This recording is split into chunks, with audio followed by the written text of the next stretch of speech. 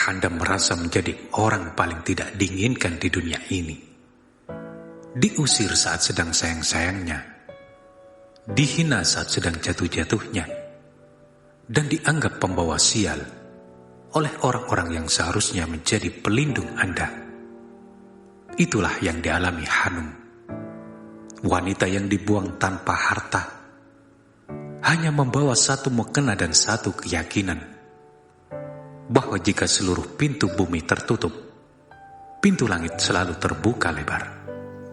Hari ini, saya akan membagikan rahasia bagaimana Hanum mengubah status pembawa sial menjadi pembawa berkah bagi ribuan orang hanya melalui satu amalan rahasia yang ia baca 41 kali setelah subuh.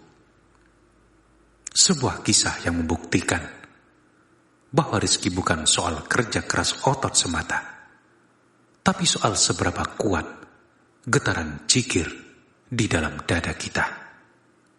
Sebelum kita mulai, jika Anda saat ini sedang berjuang menjemput rezeki atau sedang dizalimi manusia, tuliskan doa pendek Anda di dalam kolom komentar. Ya Allah, cukupkanlah aku dengan rezekimu. Mari kita aminkan bersama-sama. Semoga satu di antara ribuan komentar ini adalah doa yang menembus langit hari ini. Jangan skip video ini, karena di tengah cerita nanti saya akan membedah urutan zikir rahasia yang mengubah nasib Hanum selamanya.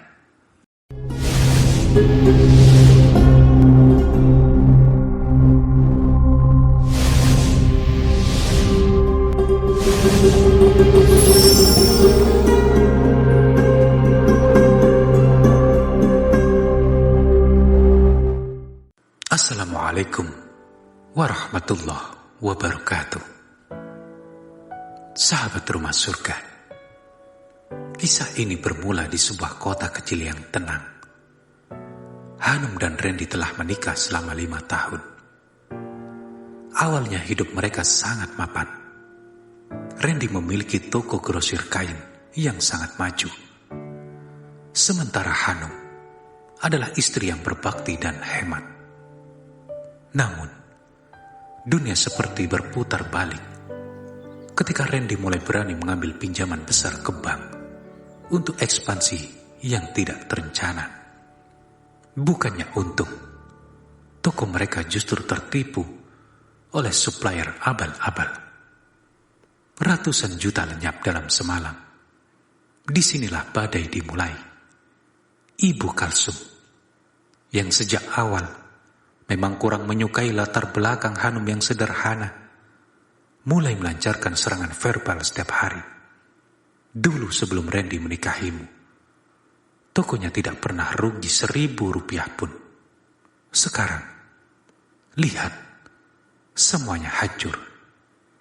Kamu pasti punya kutukan, tuduh Ibu Kalsum saat mereka sedang berada di meja makan yang kini hanya berisi menu seadanya.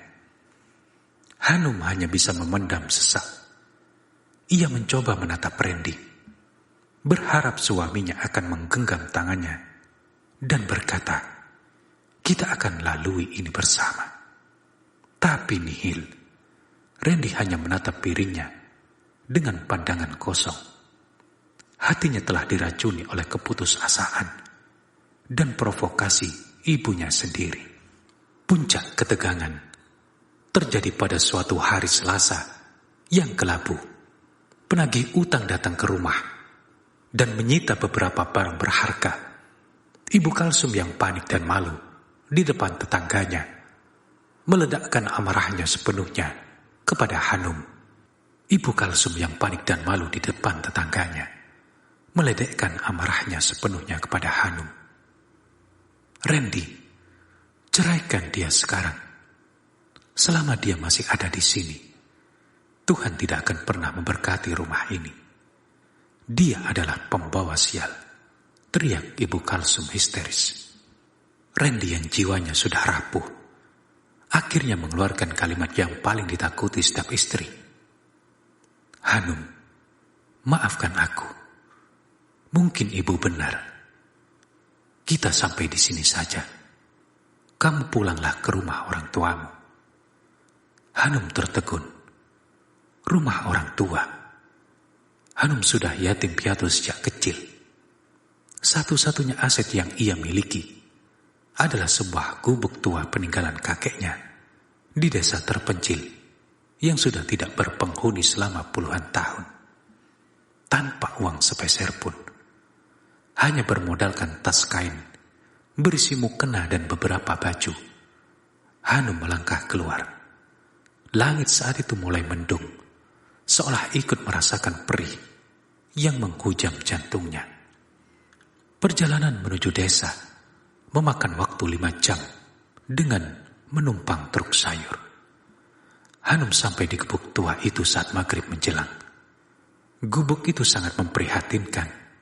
Dinding bambunya sudah berlubang, atapnya bocor, dan debu tebal menyelimuti setiap sudut. Tidak ada listrik, tidak ada air bersih yang dekat. Malam itu, Hanum tidur bersandarkan tas pakaiannya. Perutnya melilit karena lapar, tapi air matanya sudah kering. Di tengah kesunyian malam desa yang mencekam, Hanum teringat wasiat almarhumah ibunya. Saat ibu pernah memberikan sebuah catatan kecil di dalam Al-Quran tua miliknya. Hanum mengambil mukenanya, menyalakan lilin kecil, dan membuka catatan itu. Di sana tertulis, "Wahai putriku, jika dunia mengusirmu, ketahuilah bahwa Allah selalu menunggumu pulang. Jika engkau merasa rizkimu tersumbat oleh fitnah manusia, basuhlah wajahmu dengan wudhu di waktu subuh. Bacalah asma-asma Allah ini dengan penuh keyakinan penuh, maka dia akan menjadi kafi yang maha mencukupi bagimu." Di bawah tulisan itu tertera deretan Asmaul Husna yang harus dibaca 41 kali, tepat setelah fajar menyingsing. Saat jam menunjukkan tepat pada pukul 4 pagi, saat ayam jantan mulai berkokok, Hanum bangkit. Ia mengambil air wudhu dari sumur tua di belakang rumah yang airnya sangat dingin, meresap ke tulang.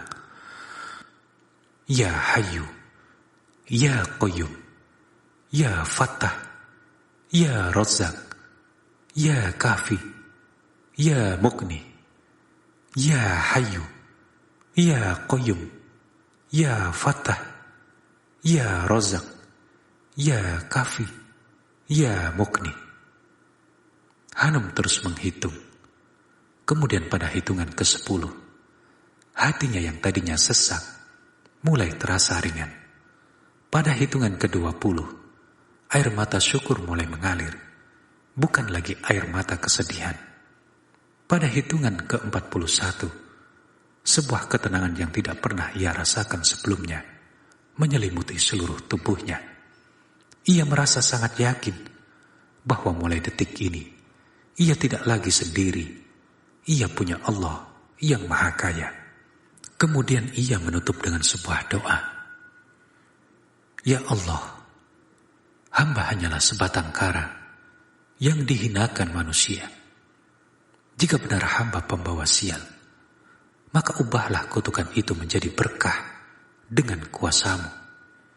Jika mereka menutup pintu rumah mereka untukku, maka bukakanlah pintu surga dan rizkimu untukku." Keajaiban rizki seringkali datang melalui cara yang sederhana, namun tepat sasaran. Pagi itu, saat Hanum sedang membersihkan semak-semak di depan gubuknya agar tidak menjadi sarang ular, seorang pria tua yang tampak seperti pengelana berhenti di depan gubuknya. "Nak, bolehkah kakek minta segelas air? Kakek sedang menempuh perjalanan jauh dan kehabisan bekal," ucap pria tua itu. Hanum, meskipun hanya punya sisa sedikit air bersih, segera memberikannya dengan tulus. Ia bahkan memberikan sepotong ubi rebus terakhir yang ia temukan di dapur gubuk itu semalam. Pria tua itu memandang Hanum dengan tatapan yang sangat dalam. "Terima kasih, Nak. Kebaikanmu di saat kamu sulit adalah kunci yang sangat besar. Ketahuilah, tanah di belakang gubukmu ini bukan tanah biasa.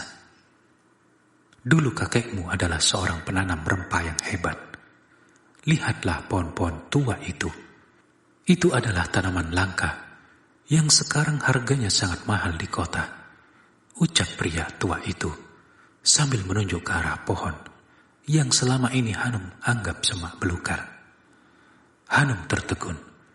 Ia tidak menyangka bahwa harta karun itu ada tepat di depan matanya selama ini. Namun ia terlalu buta karena kesedihan untuk melihatnya. Sahabat rumah surga yang dicintai Allah, kisah Hanum mengajarkan kita satu hal yang sangat mahal, bahwa saat manusia merendahkanmu, sebenarnya Allah sedang mempersiapkan tempat yang tinggi untukmu. Asalkan engkau tidak melepaskan tangannya. Hanum tidak membalas hinaan mertuanya dengan makian, tapi ia membalasnya dengan sujud yang lebih panjang. Ia tidak mengejar harta yang hilang, tapi ia mengejar pemilik harta itu sendiri melalui zikir subuhnya. Ingatlah, angka 41 kali itu bukan sekedar hitungan tasbih, melainkan bukti keteguhanmu untuk tetap bertahan di hadapan Allah saat dunia memintamu untuk menyerah. Rizki yang berkah tidak akan pernah salah alamat. Ia akan datang pada hati yang tenang, bukan pada hati yang penuh dendam. Jadilah seperti Hanum, yang meski disakiti, tetap memilih untuk menjadi penyembuh bagi orang lain. Karena pada akhirnya, kekayaan sejati adalah saat kita bisa berkata, "Cukuplah Allah bagiku." Jika kisah ini menyentuh hati Anda, atau mengingatkan Anda pada seseorang yang sedang berjuang, tolong bagikan video ini kepada mereka. Satu share Anda bisa menjadi wasilah, harapan bagi jiwa yang hampir putus asa. Dan bagi Anda yang ingin terus memperbaiki diri bersama kami, silahkan klik tombol subscribe dan nyalakan loncengnya. Mari bergabung di keluarga besar rumah surga, tempat kita saling menguatkan dalam doa dan zikir. Semoga esok pagi, saat Anda memulai zikir 41 kali itu, Allah langsung membukakan pintu-pintu kemudahan yang selama ini tertutup. Sampai jumpa di ruang syukur selanjutnya. Wassalamualaikum warahmatullahi wabarakatuh.